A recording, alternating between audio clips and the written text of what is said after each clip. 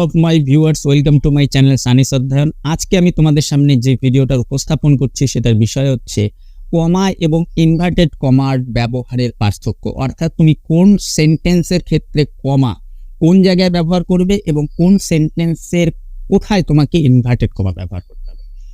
তাহলে let's begin. So students, দেখো আমি প্রথমে কমা ব্যবহারে যে প্রথম যে নিয়মটা আমি তুলে ধরেছি তোমাদের সামনে, সেটা হচ্ছে কম বিরাম বোঝাতে, অর্থাৎ পূর্ণ বিরাম বোঝাতে ফুল স্টপ ব্যবহৃত হয়, কিন্তু অর্ধ বিরাম অর্থাৎ কম বিরাম বোঝাতে কিন্তু তোমাকে কমার ব্যবহার করতে হবে। যেমন if you come I shall গো।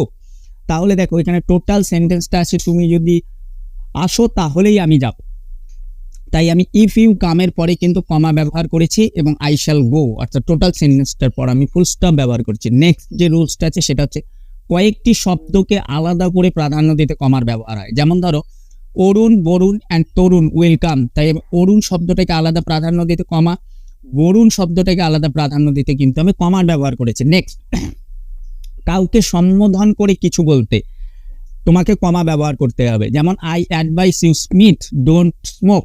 এখানে দেখো আমি কিন্তু স্মিথকে কি করছি, অ্যাডভাইস দিচ্ছি কি, যে ডোন্ট স্মোক অর্থাৎ ডু নট স্মোক অর্থাৎ তুমি ধূমপান করবে না। যেহেতু আমি স্মিথকে উদ্দেশ্য করে কথাটা বলছি তাই স্মিথের পরে আমি কমা ব্যবহার করেছি।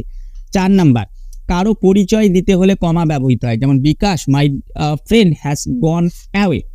তাহলে এই ক্ষেত্রে দেখো আমি বিকাশকে কি করেছি, বিকাশের পরিচয় দিয়েছি কেমন হিসেবে, আমার বন্ধু হিসেবে, তাই আমি বিকাশের পরে কমা ব্যবহার করেছি। Next topic, inverted comma. Inverted comma ব্যবহারের প্রথম যে রুলস সেটা হলো কারো কোনো কথা সরাসরি উদ্ধৃত করলে, অর্থাৎ কোনো সেন্টেন্সের ক্ষেত্রে কোনো সেন্টেন্সে যদি তুমি কোনো ব্যক্তির কথা সরাসরি তুলে ধরো তাহলে তার বক্তব্যটাকে কিন্তু ইনভার্টেড কমার মাঝখানে তোমাকে রাখতে হবে এবং সেই ব্যক্তিকে ইমিনেন্ট হতে হবে, মোর দ্যান হিউম্যান বিংস হতে হবে, এমন কোনো বিষয় নেই। যেমন ধরো একটা থার্ড পারসন শুধুমাত্র হি আমি ব্যবহার করছি, তো সে হি সেই তুমি, সে আমায় বলেছিল কাম অন ফ্রাইডে, অর্থাৎ তুমি শুক্রবার আসো।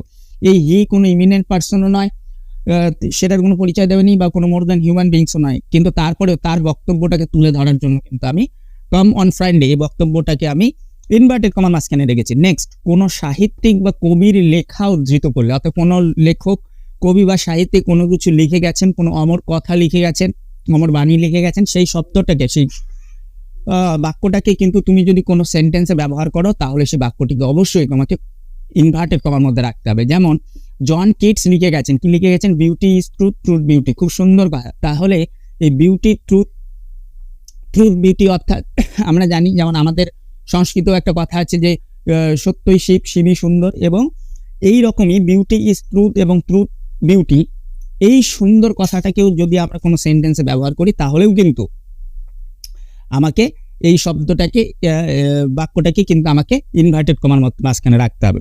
নেক্সট, কোনো লেখক বা প্রাবন্ধিকের বইয়ের নাম প্রকাশ করতে হলে, অর্থাৎ কোনো লেখক বা কোনো প্রাবন্ধিক কোনো বই লিখে গেছেন, তার নাম যদি তুমি প্রকাশ করতে যাও তোমাকে কিন্তু অবশ্যই ইনভার্টেড কমা ব্যবহার করতে হবে। Have you read Bibhutibhushan Pather Panchali, অর্থাৎ তুমি কি বিভূতিভূষণের পথের পাঁচালী পড়েছো?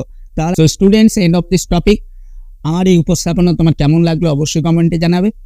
ভালো লাগলে লাইক করে দেবে এবং বন্ধুদের মাঝখানে শেয়ার করে দেবে, আর অবশ্যই আমার চ্যানেলটা সাবস্ক্রাইব করতে ভুলবে না। আর যারা ফেসবুক পেজ থেকে দেখছো বা দেখছেন তারা অবশ্যই পেজটিকে ফলো করে দেবে, কেননা তোমাদের বা আপনাদের একটা লাইক, কমেন্ট, শেয়ার এবং ফলো আমাকে আরও মোটিভেট করবে তোমাদের সামনে এই ধরনের সহায়তামূলক ভিডিও উপস্থাপন করতে।